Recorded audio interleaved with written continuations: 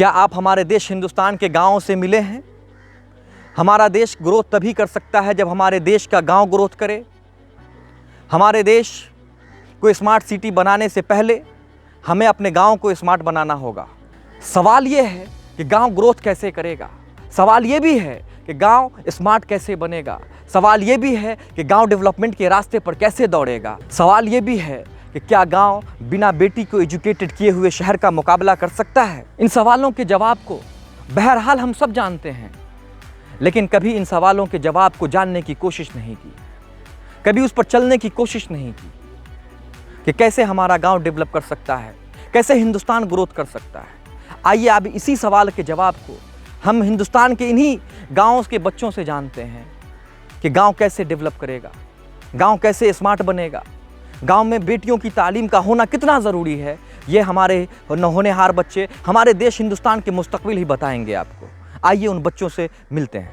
गांव ग्रोथ तब करेगा जब अच्छी एजुकेशन देने वाली इंस्टीट्यूशन होगी। गांव तब स्मार्ट बनेगा जब गांव के लोग स्मार्ट बनेंगे। लोग स्मार्ट कैसे बनेंगे? जब लोग एजुकेशन को ज़रूरी समझे, एजुकेशन को अपनी ज़िंदगी का असल मकसद समझे, तो गांव खुद ब खुद स्मार्ट बन जाएगा।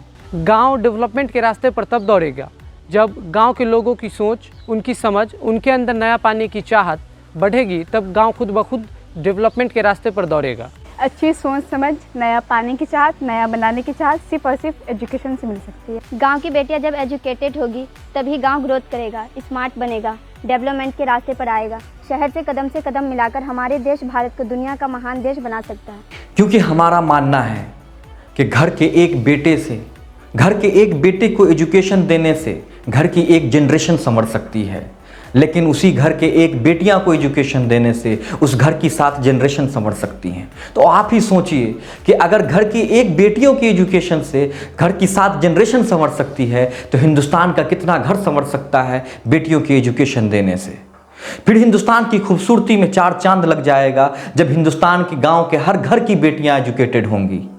क्या वुमेन्स एम्पावरमेंट के लिए कोई ऐसा प्लेटफॉर्म है जो वुमेन्स को पावर दिला सके, सोसाइटी के अंदर एक मकाम दिला सके, वुमेन्स की एजुकेशन के लिए वर्क कर सके? तो हाँ, आइए आपको बिहार के दरभंगा के देवरा बंधौली गांव में लेकर के चलते हैं। यहाँ 2018 से गांव के नौजवान इंडियन ह्यूमैनिटी वेलफेयर ऑर्गेनाइजेशन के नाम से, जो एक नॉन प्रॉफिटेबल ऑर्गेनाइजेशन है, नॉन गवर्नमेंटल ऑर्गेनाइजेशन है, लेकिन रजिस्टर्ड है, ऐसे ऑर्गेनाइजेशन, ये वो ऑर्गेनाइजेशन है जो वुमेन्स एम्पावरमेंट के लिए काम कर रही है, वुमेन्स की एजुकेशन पे काम कर रही है। और हम आपको चाहिए कि ऐसे ही एनजीओज को कोऑपरेट करें, ऐसी ही एनजीओज को सपोर्ट करें, ताकि ये एनजीओज वुमेन्स एम्पावरमेंट के लिए और अच्छे से काम कर सके। और अगर आप हमारी मदद करना चाहते हैं तो हमारे डिटेल्स, हमारे बैंक अकाउंट के डिटेल्स आपको दिए हुए हैं, आप हमारी उससे मदद कर सकते हैं, हमारे साथ जुड़ सकते हैं। और हमारे साथ जुड़ने के लिए बहुत बहुत शुक्रिया। किसी शायर ने क्या खूब कहा है कि ना शहद से जीती जाती है, ना नीम से जीती जाती है, ना संविधान के पन्नों में तरमीम से जीती जाती है। ये बात हमारी नस्लों को हर हाल समझनी ही होगी, कुछ जंग जमाने के अंदर तालीम से जीती जाती है।